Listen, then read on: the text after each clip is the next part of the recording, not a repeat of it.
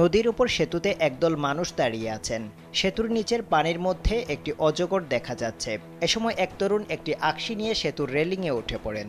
এরপর চলে যান একটি স্তম্ভে। আকশি দিয়ে প্রথমে সাপের লেজ টেনে তুলেন পানি থেকে।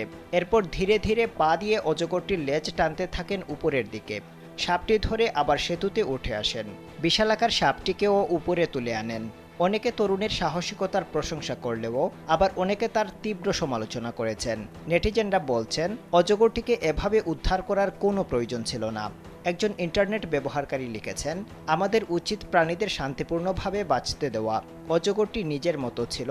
ওই তরুণকে কে বলেছে সাপটিকে ধরতে? অজগর হলো পাইথনিডির একটি দীর্ঘ এবং বিষহীন প্রজাতির সাপ। এটি দক্ষিণ এশিয়া এবং দক্ষিণ পূর্ব এশিয়ার ক্রান্তীয় ও উপক্রান্তীয় অঞ্চলে পাওয়া যায়। এই প্রজাতির সাপ প্রধানত ভারত, দক্ষিণ নেপাল, পাকিস্তান, শ্রীলঙ্কা, ভুটান এবং বাংলাদেশেও পাওয়া যায়।